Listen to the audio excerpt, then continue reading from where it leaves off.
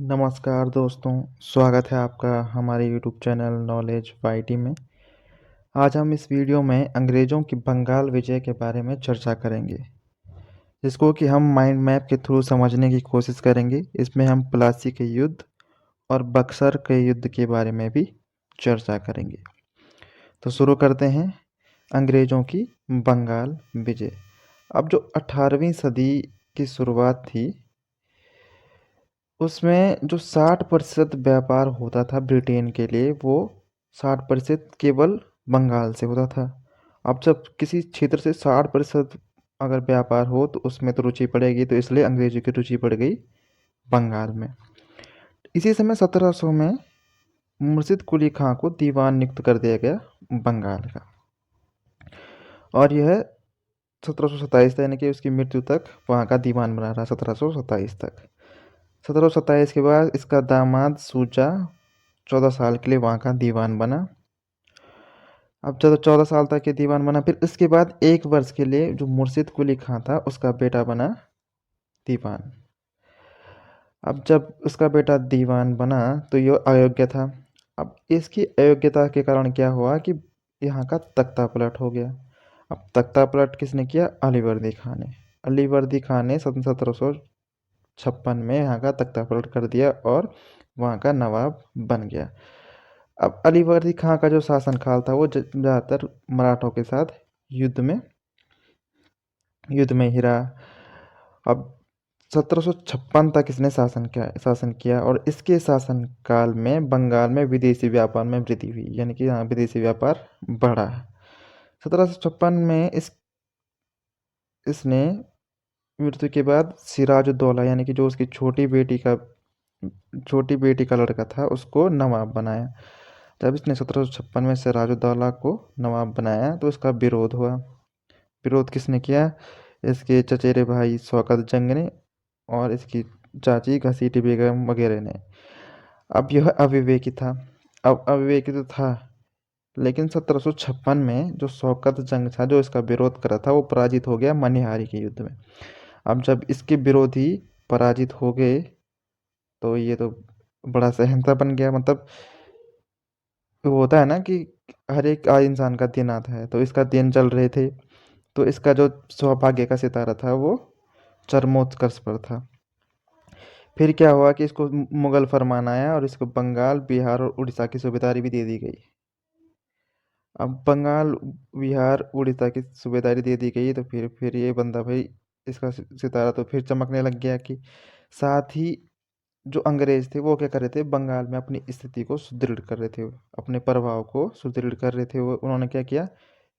किलेबंदी की, जो वहाँ फोर्ट बनाए थे उन्हें किलेबंदी की। दस्तक का दुरुपयोग करने लगे। वो दस्तक यानी कि जो फरमान मिला था उनको वहाँ कर मुक्त व्यापार करने का, वो उन्होंने राज बल्लभ के पुत्र को शरण दी, कृष्णदास को। अब इससे वो चिढ़ गया। कौन? सिराजुद्दौला। इसने युद्ध कर दिया, युद्ध की घोषणा कर दी। अब कासिम बाजार को और 20 जून 1756 को फोर्ट विलियम पे कब्जा कर दिया। किसने? सिराजुद्दौला ने। और अंग्रेज़ों को कैदी बना लिया। जो वहाँ अंग्रेज़ थे उनको कैदी बना लिया। यह कहा जाता है कि इसने छोटे से कमरे में बहुत सारे अंग्रेज़ों को कैद कर दिया, और जब सुबह उसने देखा तो कुछ अंग्रेज़ मर गए थे, कुछ जिंदा लौटे थे। अब जो जिंदा लौटे थे, फिर इससे क्या हुआ कि अंग्रेज़ हो गए अंग्रेज़ों का गया गुस्सा। उन्होंने एडमिरल वाटसन और कर्नल क्लाइव को बुलाया, और उन्होंने क्या किया कि जनवरी 1757 में कलकत्ता पर अधिकार कर दिया। और इसी में उन्होंने चंद्रनगर पर भी अधिकार कर दिया। अंग्रेजों ने कलकत्ता और चंद्रनगर पर अधिकार कर दिया। अब ये तो अविवेकी था, तो इसने घबरा कर क्या किया? अलीनगर की संधि कर दी फरवरी 1757 में। फरवरी 1757 में अलीनगर की संधि में क्या हुआ कि इसने इस संधि में क्या कहा कि व्यापार की सुविधाएं वापस दे दी गई। जो अंग्रेजों की व्यापार की सुविधाएं थी वो वापस दे दी गई।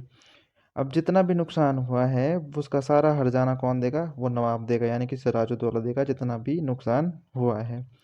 और उसने एक बड़ा वो किया, इस बड़ा अधिकार दे दिया उनको कि उनको सिक्के ढालने का अधिकार दे दिया अंग्रेजों को, सिराजुद्दौला ने। अब संधि तो कर ली थी अंग्रेजों ने, लेकिन खुद ही इस संधि की अवहेलना कर दी और 23 जून 1757 को प्लासी का युद्ध आरंभ हो गया। यानी कि खुद ही संधि की और खुद ही अवहेलना कर दी और 23 जून 1757 में प्लासी का युद्ध का आरंभ हो गया। अब प्लासी के युद्ध में एक तरफ तो सिराजुद्दौला था जिसके पास की 50,000 की सेना थी और दूसरी तरफ था रॉबर्ट क्लाइव जिसके पास मात्र 3200 की सेना थी। अब कहानी में ट्विस्ट यहाँ आया कि दुर्लभ राय और मीर जाफर ने षड्यंत्र कर दिया। भाई इन्होंने भाग ही नहीं लिया। जी मीर जाफर इसका सेनापति था। इन्होंने युद्ध में भाग नहीं लिया। अब सेनापति ही युद्ध में भाग नहीं लेगा तो सेना लड़ेगी कैसे। अब ये घबरा गया और फिर ये भाग गया वहाँ से। अब ये भागा तो ये मुर्शिदाबाद में क्या किया, मीर जाफर के बेटे ने इसकी हत्या कर दी। किसकी? सिराजुद्दौला की। अब मीर जाफर ने अंग्रेजों के साथ मिलकर षड्यंत्र किया था तो अंग्रेजों ने भी कुछ किया। अंग्रेजों ने क्या किया, मीर जाफर को बंगाल का नवाब बना दिया। अब मीर जाफर को नवाब बनाया है तो उसकी तो कीमत चुकानी पड़ेगी।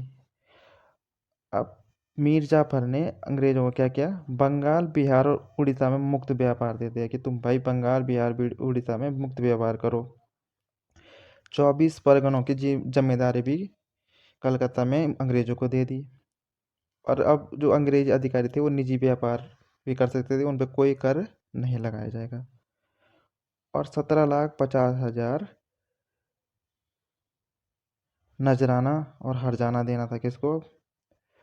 नजराना और हर्जाना देना पड़ा था उसको, अंग्रेजों को। कितना? किस?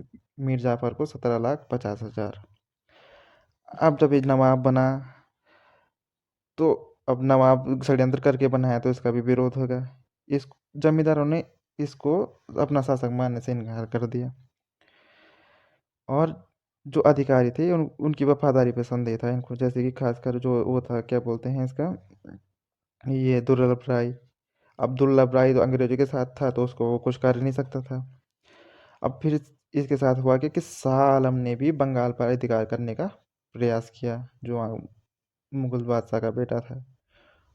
और इसने डच कंपनी का सहयोग लेना शुरू कर दिया इसके चक्कर में। जब डच कंपनी का इसने सहयोग लिया तो इसी बीच इसके पुत्र की मृत्यु हो गई, मीरान की। अब इसके पुत्र की मृत्यु हो गई तो वहाँ जंग शुरू हो गई, फिर से संघर्ष शुरू हो गया कि भाई उत्तराधिकारी कौन बनेगा। तो एक तरफ था मीरान का पुत्र और दूसरी तरफ था उसका दामाद मीर कासिम। अब मीर कासिम और उस मीरान के पुत्र के बीच संघर्ष हो गया। अब उत्तराधिकार के लिए संघर्ष हुआ तो मीर कासिम ने फिर से षड्यंत्र शुरू कर दिया। उसने क्या किया, एक अंग्रेजों के साथ गुप्त समझौता कर दिया कि उसने ये बोला कि मैं तुमको धन दूंगा और तुम मेरा सपोर्ट करो। किसके लिए? उत्तराधिकार के लिए। अब अंग्रेज इसकी बात मान गए और उन्होंने सपोर्ट कर दिया मीर कासिम का और अंग्रेजों ने अमीर कासिम के दावे का समर्थन किया और मीर कासिम को बना दिया नवाब। अब इन्होंने नवाब तो बना दिया। अब मीर कासिम तो सब जानता था इनकी चालें, तो ये योग्य नवाब था। सबसे पहले इसने आते ही दो महत्वपूर्ण काम किए। एक तो क्या किया इसने, नौकरशाही का पुनर्गठन किया। जितने भी अधिकारी थे सब चेंज करे भाई, बड़े बड़े अधिकारी रखे। सेना में सुधार करे, सेना में कौशल क्षमता को बढ़ाने के लिए सुधार करना शुरू कर दिया। दूसरा इसने क्या किया, मुर्शिदाबाद से मुंगेर ले गया ये राजधानी को।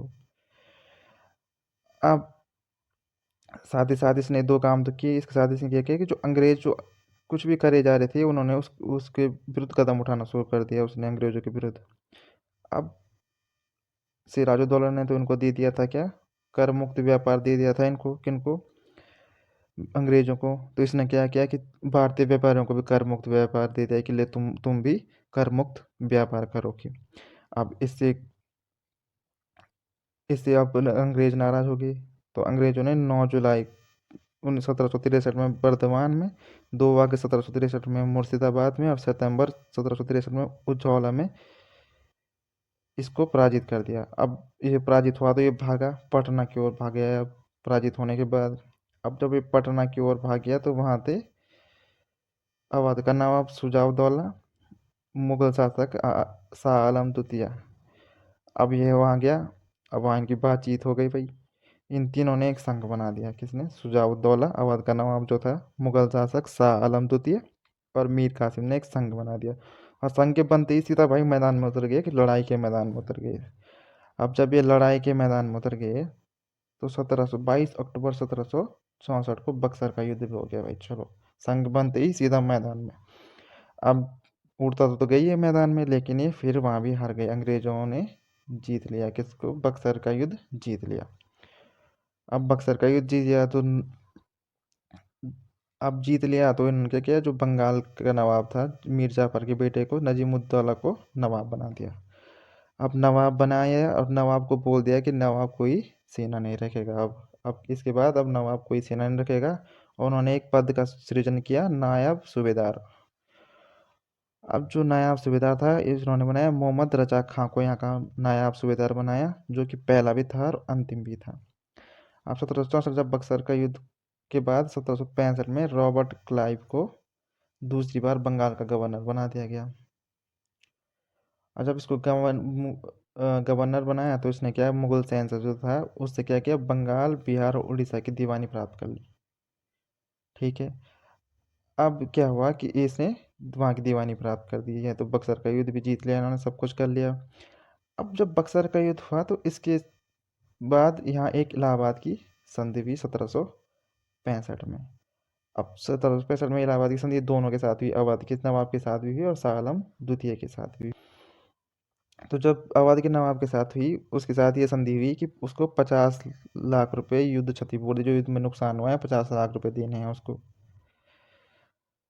सैन्य सहायता देने के लिए सहमत हो गया कि अब क्या करें कि जब भी अंग्रेज चाहेंगे तो उसको सैन्य सहायता देनी पड़ेगी। किसको? अंग्रेजों को सैन्य सहायता देनी पड़ेगी उसको। और सीमाओं की रक्षा करने के लिए मदद पर राजी हो गई कि अब वो क्या करेगी, जो अंग्रेज सेना है वो उसकी सीमाओं की रक्षा करेगी। किसकी? अ, अवध की सीमाओं की रक्षा करेगी। और इसके साथ एक और प्रावधान हुआ इसमें कि जो इलाहाबाद सॉरी इलाहाबाद और कारा शाह आलम को दे दिया उसने। अब शाह आलम को ये दो क्षेत्र देते हैं। अब अलीनगर की संधि शाह आलम द्वितीय के साथ क्या हुई कि जो शाह आलम द्वितीय है वो कंपनी के संरक्षण में चला गया अब। ठीक है। बंगाल, उड़ीसा और बिहार की दीवानी तो वो दे ही चुका था। 26 लाख रुपए वार्षिक भुगतान करेगी अंग्रेज सरकार किसको? शाह आलम अंग्रेज कंपनी शाह आलम द्वितीय को। और बंगाल के राजस्व पर पूर्ण नियंत्रण हो गया अब अंग्रेजों का। जो भी कमाई कमाई होगी सारे अंग्रेजों की होगी। ये हो गई अलीनगर की संधि, वही सॉरी इलाहाबाद की संधि, अवध के नवाब और शाह आलम द्वितीय के साथ अंग्रेजों की। तो आशा करता हूँ कि आपको यह लेक्चर अच्छा लगा होगा। अगर आपको ऐसी ही वीडियो और चाहिए तो चैनल को सब्सक्राइब करें, इस वीडियो को लाइक करें। धन्यवाद। जय हिंद।